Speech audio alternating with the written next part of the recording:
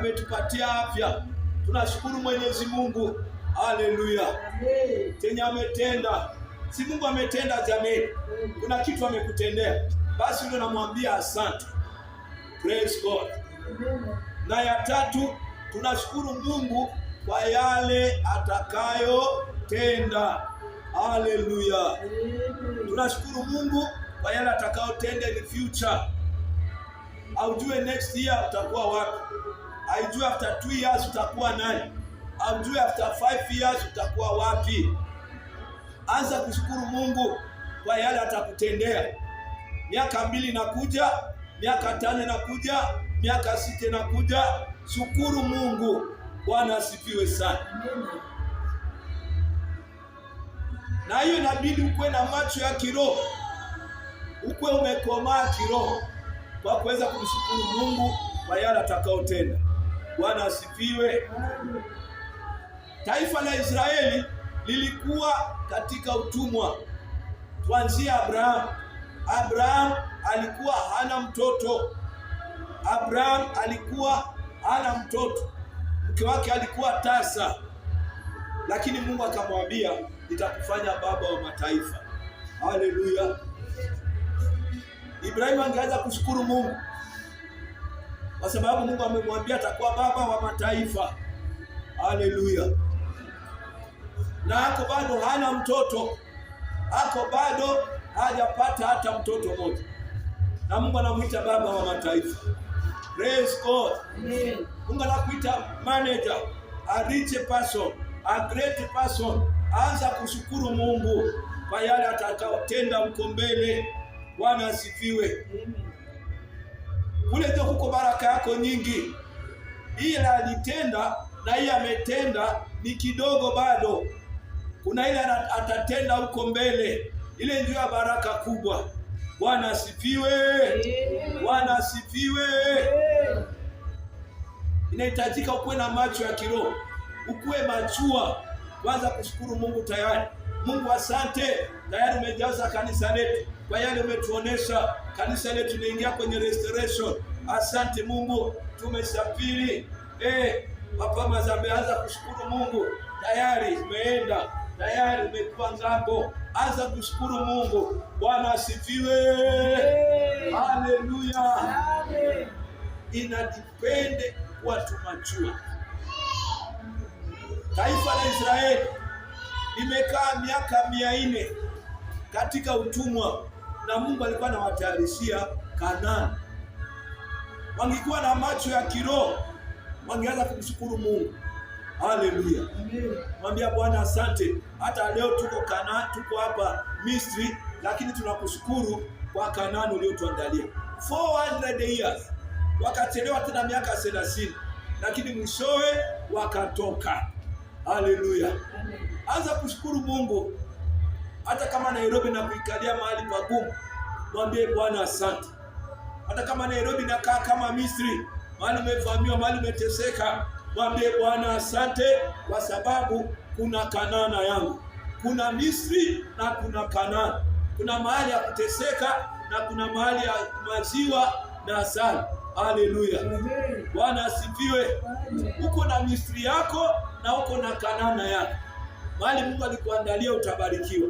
Mahali Mungu alikuandalia utapanuliwa. Mahali Mungu alikuandalia utaendelea. Waanze kumshukuru Mungu. Haleluya. Bwana asifiwe sana. Nileta mfano wa ndugu yetu aliyosafiri. Ndugu yetu wakati alikuwa hapa bado kwa kale ka bed sita kale. Angeanza kushukuru Mungu kwa kuanza kumwambia Mungu asante kwa sababu nimesafiri. Hangi complain. Kwa sababu baada ya muda akatoka. Lakini ile wakati alikuwa pale katika hiyo hali, ukimwambia shukuru Mungu, angeona labda mambo ni mazito. Bwana asifiwe. Angeona mambo ni mazito. Lakini baada ya miaka kama 3, 4, 5 akafanya nini? Akatoka. Dada yetu, mama yetu alituletea. Kwa hiyo hali aliyokuwa, Bwana amemwacha kila kitu, tumeenda Kongo nini, anabakia na watoto, lakini hakujua kwamba Bwana atawareconcile tena. Kwa hiyo mtu anasikia kabisa moyo kuisha, anasikia moyo kuacha wokovu, lakini Mungu alikuwa anamwandaa kule mbele. Kwamba hii tu ni mapito. Angekuwa na jicho ya kiroho ya kuona kwamba mume wangu atarudia tena na tutasafiri wote, angeanza kushukuru Mungu hiyo wakati. Mwambie hata Bwana ameniacha, na kushukuru kwa sababu atarudi tena. Lakini mambo yale yalifichwa, akajipata anakuwa discouraged. Ilihitaji mtu mwingine kama Daudi amwambie usikufe moyo, Bwana atatenda. Haleluya. Bwana asifiwe sana. Baada ya miaka 2, Bwana asifiwe sana. Sio mchezo. 2 years. Ilichukua maombi ya miaka 2. Maombi, baraka kubwa inachukua muda. Haleluya. Baraka kubwa sio kama sukuma, dakika 5 imeiva. Inachukua muda. Kwa sababu wakati Mungu hajajibu, anakupangia vitu vizuri vinono. Haleluya. Amen. Mungu anakuandalia makao. Anakuprepare. Wewe ujialign tu na yeye.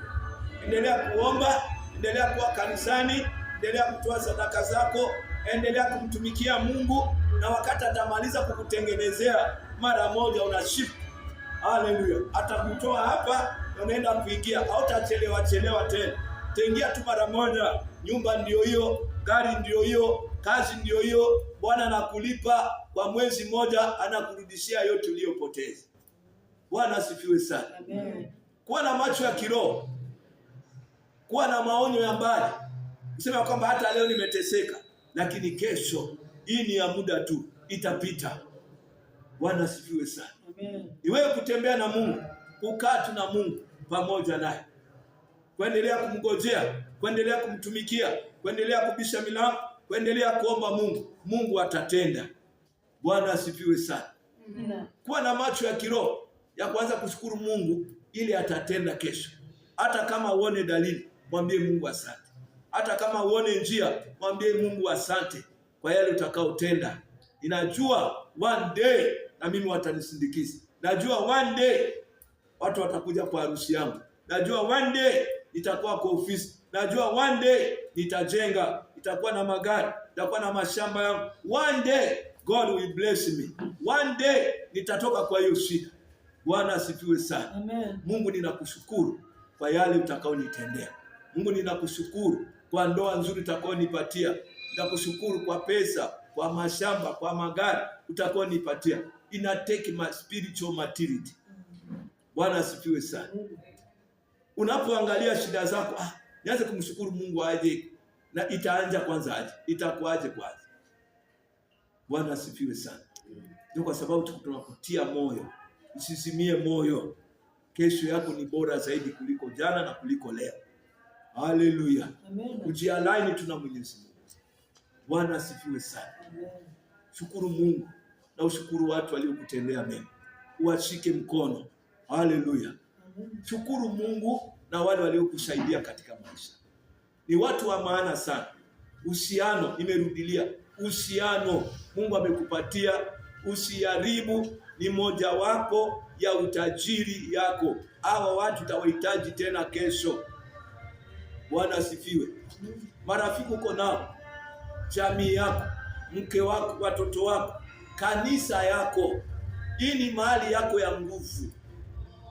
Kwa sababu utakapopata shida, utahitaji kanisa, utahitaji marafiki, utahitaji majirani, utahitaji mke wako, utahitaji watoto wako. Haleluya. Bwana asifiwe. Amen. Usipuuze haya. Hiyo 4 pillar. Kazi unapopata shida, kazi itakusaidia. Makoligi watakusaidia. Kanisa itakusaidia. Haleluya. Bwana asifiwe. Majirani watakusaidia. Marafiki ulio nao watakusaidia. Hii ni 4 pillar ya maisha yako. Usijaribu kuibomoa. Ni nguzo ile ya maisha. Hiyo ni reality ya life. Bwana asifiwe sana. Ni reality ya life. Utakapopata shida, utahitaji watu unaofanya nao kazi pamoja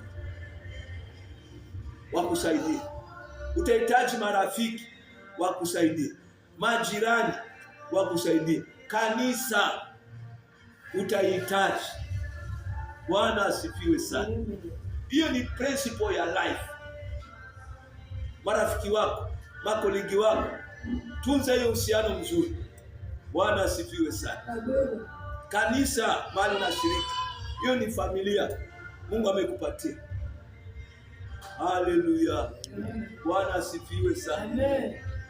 Shukuru kwa kanisa Mungu amekupatia. Shukuru kwa mchungaji Mungu amekupatia. Unapobarikiwa utukumbuke pia na sisi. Haleluya. Nyinyi watu amjue kazi tunafanya. Bwana asifiwe sana. Amjue kazi tunafanya. Tunapoombea hiyo mapepo inaturudia, kutupiga vita. Bwana asifiwe sana. Tunapoombea hiyo roho ina turn back, kuja kutuattack, kuattack familia yetu, kuattack wake wetu, kuattack watoto wetu.